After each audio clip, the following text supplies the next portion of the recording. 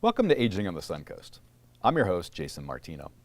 The Area Agency on Aging of Pasco and Pinellas partners with organizations that serve individuals with disabilities. Without these partners, we could not achieve our shared goal of promoting independence within the community, which allows individuals to live in the least restrictive environment. To assist our viewers understand what types of resources are available to persons with disabilities, we've invited a longtime employee of the Disability Achievement Center. Jody Armstrong, the Director of Outreach, will speak to a variety of resources their organization provides individuals with disabilities. So with that, Jody, it's been a couple of years, I think, since you've been on the show, and we welcome you back. And what a long, strange couple of years it's been for us. So welcome to Aging on the Suncoast. Thank you so much. It's good to be here. Yeah. So why don't we start off and just kind of cover the basics and who is the Disability Achievement Center? Disability Achievement Center is the Center for Independent Living that serves Pinellas and Pasco counties. We are celebrating 30 years this year as a Center for Independent Living. Disability Achievement Center was the former Caring and Sharing for Independent Living, incorporated in 1991 and became a Center for Independent Living in 1992. Centers for Independent Living are federally mandated, and we are funded through the Health and Human Services Department and Florida Department of Education to provide our 5 core services. Funding. What will it be without all the funding? So smart people have a good idea to fund all the right things, and you're a part of that too. Yeah. So in our in the traditional aging world, the Area Agency on Aging serves people that are 60 and older generally. Mm-hmm. There's some cases where we serve some caregivers that are a little bit younger than 60. Who do you serve? We are a safety net. As a Center for Independent Living, we serve any age and any disability. So we are the umbrella nonprofit, if you will, of support for persons with any disability. There's a lot of agencies that serve and focus on just certain disabilities, but we're the only one that captures everything. Nice. Location. Where are you at? Are you just in Pinellas? Are you in all 67 counties of the state? That would be a little tough. Yes. Centers for Independent Living are designed to be local. So we serve Pinellas and Pasco County, and we serve, right now, about 2/3 of the people we serve are seniors. Are they? Yeah. Yeah. Are there other organizations that help you with serving the population that you serve, or does the DAC do it all? For Pinellas and Pasco, we're it. Yeah. Right. And we are into just about anything you can imagine. We are into every facet of life because disability affects every facet of life. Yeah. So we serve the 2 counties, but Florida's fortunate. We have Centers for Independent Living that blanket all 67 counties. We operate under different corporate names, such as we are the Disability Achievement Center. Hillsborough County would have Self-Reliance. So we're just a great resource to begin. If you don't know where else, if you have nowhere else to start, just like the Area Agency Helpline, and we get a lot of great referrals from you guys, we're a resource. We know where to start. We know what to do. Yeah, and we kind of a good segue into my next question is that we get a lot of referrals from you as well. Mm-hmm. And I think it really highlights that neither of our organizations can really do this alone. I've said this on many shows, and I try to highlight all of our partner agencies that are serving individuals with disabilities or seniors in their home. Could you do it alone? Hell no. Yeah, what does that look like for you with the collaboration? Wow. Okay. Area Agency was a great one. Like during COVID, everyone was floundering. We didn't know what to do, and everyone was sort of paralyzed. And when the needs started coming up, the first one was a call for incontinence supplies, which Diapers for Dignity was born through the Area Agency on Aging.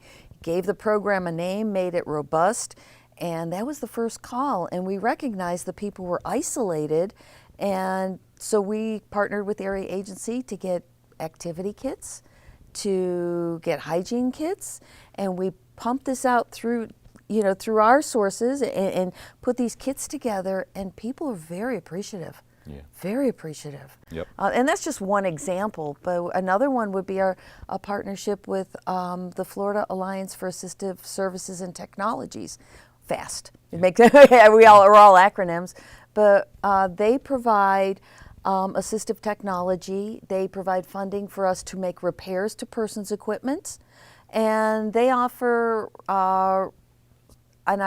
resource centers where you can go and test out different types of products for your mobility impairment or whatever. If you have an eating impairment, there's utensils, or there's all kinds of new equipment out there. Yeah. But these partnerships make us successful. We can't do it alone. Yeah, and coincidentally, that was some of my background when I was in college. The shameless plug for the University of Florida. I work with there in their Center for Persons with Disabilities, teaching individuals how to use technology to get them through school. So the Area Agency on Aging, obviously we're mission-driven people. The Disability Achievement Center is also mission-driven, and you also have, similar to us, core services. Correct. Can you talk a little bit about what your core services are? Sure. Our 5 core services. The first one is information and referral. Disability Achievement Center as a Center for Independent Living is unique in that it has the majority of our staff and our board of directors must be a person with a disability, so we're users of the system. So if you don't know where to begin, just like your helpline, you've got a place to start, you can call us and say, I just don't know. And we get an awful lot of that because you're one accident or illness away from being a person with a disability. And if you're new to that world, you don't know what's out there or even how to maneuver through it oftentimes.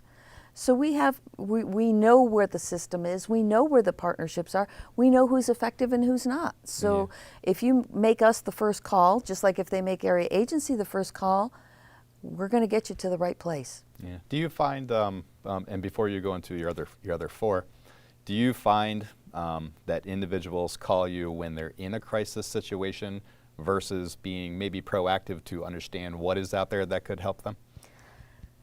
Both. Yeah. Persons who are new to disability, they're forced into the world. Yeah. There was legislation passed last year that all students transitioning out of high school, students with an IEP, will be provided with Center for Independent Living information because we can prevent that cliff drop-off of services from going from school. Now we're able, as a Center for Independent Living, provide you with, I'll go into our next core service, which is independent living skills, that provide you with the tools that you need to live independently. Self-advocacy is one of the strongest first steps you can take to learn your voice, to speak, to learn how to speak up for yourself. So independent living skills is our second core service, and it's anything you can think of that is needed to live by yourself: budgeting, cooking, just life really skills. Cool. Really cool. Yeah. Yeah. So then our third core service is peer mentoring, because there's tricks of the trade for every disability. And if you compare persons with like disabilities or like experiences, you can learn from each other and grow. And that's a positive step forward to independence as well. Our fourth core service is near and dear to my heart, and that is advocacy. I am a recovered attorney. I don't practice, but I have that advocacy heart in me, and I strongly advocate for issues that are important to people with disabilities, including talking to our legislators, including supporting bills that help people with disabilities, including chairing the Pinellas County Council for Persons with Disabilities, and encouraging municipalities to create their own ADA committees so that they can face their own barriers within their municipalities. That's big work, especially in Pinellas County, who has 24 distinct municipalities. Good for you. Yeah, so it's so that's systemic. On an individual basis, we'll help people who are having issues, like we have a new partnership with the Brain and Spinal Cord Injury Program, helping those folks access services that are available to them that they may not know about. So these partnerships, as we talked about at the very beginning, are very critical to us. And then our fifth core service is transition. Transition is just what it means: any type of change, from school to work, from big house to little house, from mom and dad's house to your first apartment, or any type of things like that, that it's hard enough just as you're going through it, but to have the supports and to have that confidence to move forward with your choices is always helpful and encouraging. You took the words right out of my mouth. I think that every human has to transition in some way or another. Some folks just need a little extra support to get them to the next level. One of the things that I forgot to bring up, and maybe we can cover, maybe I'll bring it up before, is that when we were talking about collaborations, we previously had yourself on the show, but also the Agency for Persons with Disabilities, the state agency. Do you still work with them pretty closely to have a multi-approach for different individuals? We do. They do a very good job because they focus on 7 specific disabilities, developmental disabilities. Yep, and we can definitely talk about that a little bit all later. day long, yeah. But you've got to think that's only part of it. Yeah. So please stay with us while we take a short break. As usual, don't forget to have your pen or pencil ready. We'll be running contact information for the Disability Achievement Center and the Aging and Disability Resource Center helpline during the break and at the end of our show.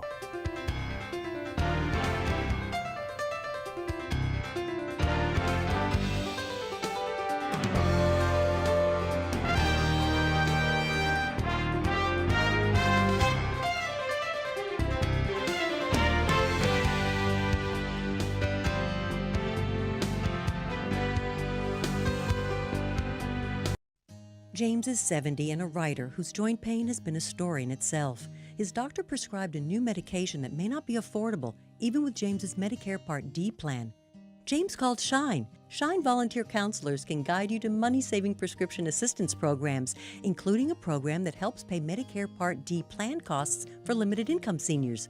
Shine costs nothing but could save you time and money. More information is available at 1-800-963-5337. Welcome back to Aging on the Suncoast. During the first half of the show, Jody Armstrong helped us understand who and what the Disability Achievement Center is, and especially their core services. So let's continue our discussion and delve into more resources the Disability Achievement Center offers that would benefit you or someone you know. So Jody, welcome back to the second half of our show. We had a very nice conversation about who and what the Disability Achievement Center is, and then especially the 5 core services that you offer. So I know, because I know you and I've worked with you for a number of years, that 5 core services is not all that you offer. You do so much more out there, and I think we want to take that opportunity to highlight that. And so, so our viewers can take a look at what you offer and make those decisions to give you a call when they need to. So what do you offer in addition to the 5 core services? I'm glad you asked, because there, as you said, there's more to us than meets the eye. We start off, we have the largest medical equipment recycling program in the state. We have a 2,500 square foot warehouse that's filled with donations of walkers, rollators, wheelchairs, power chairs, all types of shower equipment that can help people stay independent and safe in their homes. We also have, I raise grant funding for our home modification program, that if we don't get something in our warehouse that's needed, we can spend the money and purchase the equipment so the person can remain independent. I'd like to tell a story. This is a recent one from a success story from last year. We had a husband and wife aging. They had one step up into their home, and the husband was a large man, and when he came back from the doctor's appointment one time, he didn't have the energy to make that one step. What made the problem worse was that it was pouring rain at the time, so the only thing his wife could do was run in the house, grab a bunch of tablecloths and put them over him while it poured rain on him, and she had to call 911 for assistance in getting him up that one single stair. Because she physically couldn't do it. Couldn't do it. She was too small. We were able to provide that family with a ramp, so that situation will never happen again. And that's one of the things that we are known for, is our ramp program, where we have 72 ramps in the field today in Pinellas and Pasco that we loan to people for as long as they need them so they have access, safe access in and out of their homes. And home modification, it is not uncommon for our older housing stock in Pinellas and Pasco County to be built a certain way, but not necessarily accommodating as we age and or if we have a disability that's kind of a barrier for us for entry. So I'm glad that people have a place to go to receive some of those things. And then certainly for our viewers, the contact information for the Disability Achievement Center is going to be in the middle of the show and also at the end, and that's how you would contact Jody. What else, Jody? Right. We're also partners. We're a Diapers for Dignity distribution center. So incontinence supplies, once somebody ages into needing incontinence supplies, they need them for the rest of their lives. Quite costly too. And that's why we provide. So that's a very big, robust program for us. And again, driven by donations, driven by grant funding. And we also have we serve a large portion of deaf and hard of hearing population. We have a staff member who is deaf. She uses a cochlear implant and provides the services that interpreting documents, everyday things that people who in the deaf community need. So. Wonderful. You're again doing so much out there. You can't possibly catalog everything that no, there's so much. There really is. Yeah. So one of the reasons I like you so much is your tenacity to advocate. So the Area Agency on Aging, particularly myself, work very closely with Pinellas County Emergency Management and Pasco County Emergency Management to advocate, but also for seniors and persons with disabilities, but also to help prepare, just to offer whatever knowledge we share. And we've been around long enough to have a little bit of knowledge when it comes to disasters. You do that too, correct? We do. We're very active. Emergency response, the Tampa Bay Health and Medical Preparedness Coalition. I serve as vice chair of our ESF8 here in Pinellas, which is one arm of the preparedness and response. We're also part of the VOAD, the volunteer organizations active during disasters. Pinellas County has done a good job of standing the VOAD up. We're learning the organizations, we're learning each other so that we can be more effective when the emergencies hit. We are prepared, and we do the same thing in Pasco. We're just plugged in anywhere we can so that we know, and we help with emergency preparedness, prepare our folks with disabilities. What are you going to do in an emergency? Where are you going to go? Do you have the basic kits ready? We work very hard year-round to stay in a state of preparedness. And it is year-round. You're exactly right. And we're talking about those natural disasters. Yes, correct. And we're most prone to hurricane. We cover that topic on the show a lot. I invite some very seasoned people that know much more than me and help our public out. Right. One of the things that it's been a disaster, I said it's been a long, strange trip for the last 2 years or so, is COVID-19. And you mentioned, you highlighted a little bit earlier your response to that too. Right. Tell us a little bit more about your response to COVID-19. What we did when everyone shut down, when the world shut down, we right away started calling our folks, our consumers, to find out how they were doing and what the needs were, what their thoughts were. And the very first call that that was needed was, number one was incontinence supplies. The second was food. What happened in the very beginning was remember when PSTA cut ridership, and folks who depend on bus transportation to get their food, they would be able to hop the bus, go get their groceries, but when they came out in the heat of the summer, those full buses would pass them by one after another, and we got calls, people crying. They lost all of their perishables waiting for a bus. Yeah. That's when we knew we had to jump in. And so we are a strong partner with Feeding Tampa Bay, and we continue now to serve between 50 and 60 households per month for people who are food insecure, who don't feel comfortable or are unable to go through the normal food bank drive-throughs if they have no transportation, or in lines if they have a disability that precludes them from waiting in line for periods of time. There's a lot of disabilities that you just can't wait. And so this is the population that we serve, the food banks and all these, we support them on this back end to help the vulnerable population that no one else is. Yeah, and this is not past tense either. This is current.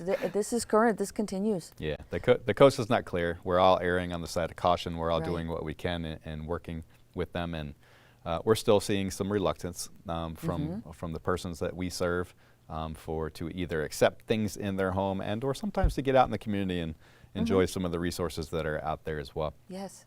You and I have a history together when it comes to advocating for the people that we serve, and there's a great mix of, we serve the same people, really. Yeah.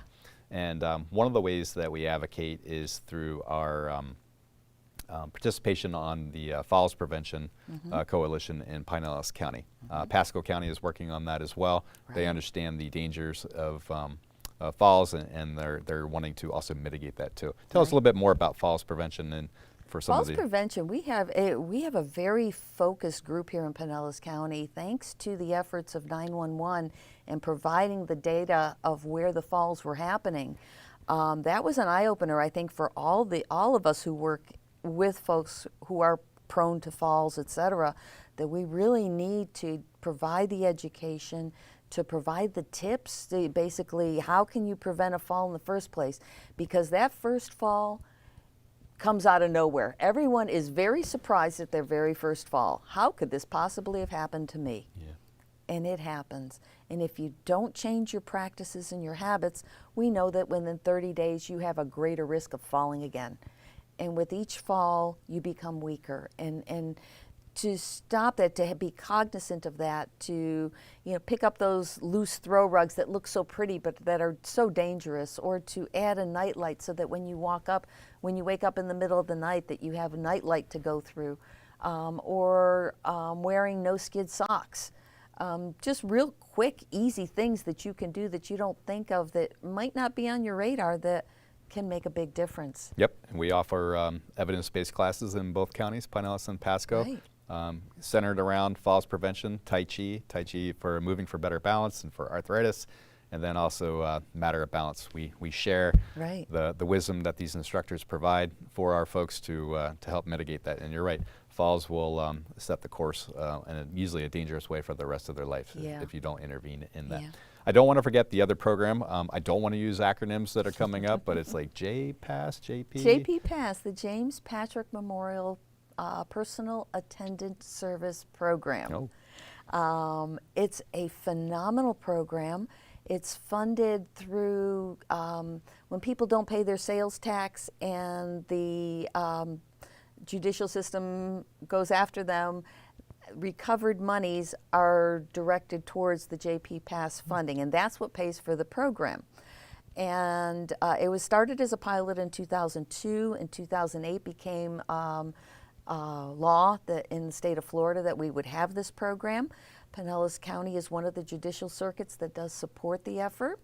And there's what it does, it pays for the personal care that you need to be able to maintain competitive employment, integrated employment, so that you are on par with your peers and you can continue to work.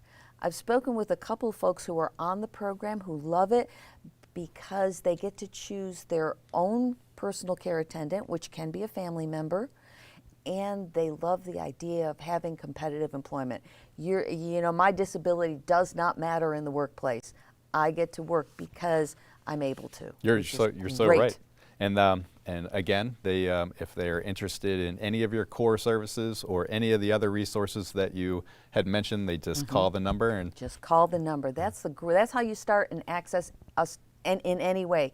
Either the phone call to the main number, leave a message, or an email, and we respond.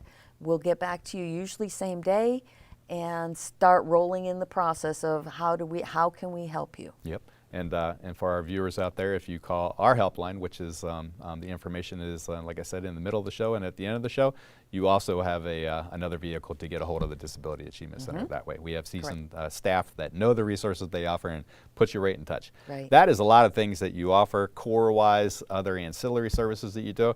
One big one that you're working on, I want to make sure that we have enough time to talk about that, Moby Mats. Moby Mats, golly, 1 in 7 people in the United States has a mobility impairment. I don't know about you, but I moved here to Pinellas County for our beautiful beaches. And to think that 1 in 7 can't reach the one thing that we're all here for.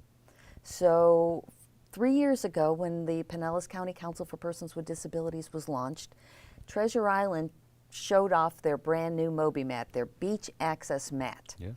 And ever since then, we've been on a mission to get municipalities in the county to put these down to make Pinellas beaches accessible. And the major roadblock for everyone, actually the only roadblock, was funding. And earlier this year, or earlier, mid last year, 2021, the Forward Foundation stepped up and offered to pay for the Moby mats and for the permitting of those Moby mats for anyone who wanted to put them down. So we are so excited to take we have 4 current mats in the county. The 4 mats are located at Treasure Island, Gulfport, the new St. Pete Pier, and one in Indian Rocks Beach. And we'll ultimately have 24 in Pinellas and 4 in Pasco. That's really cool.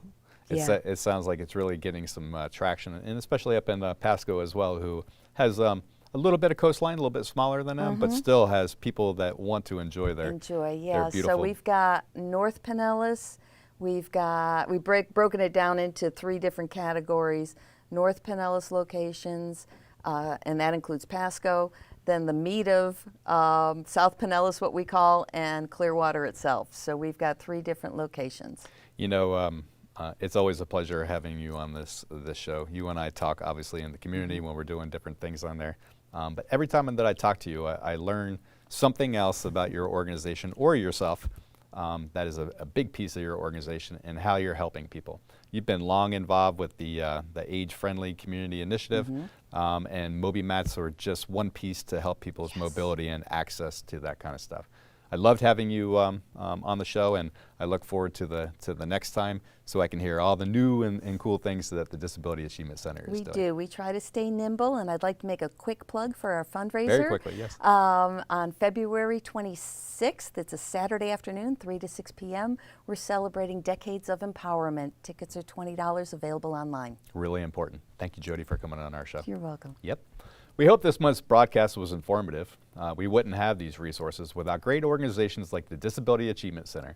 We'll see you next month, and until then, we hope you maximize every resource our community has to offer.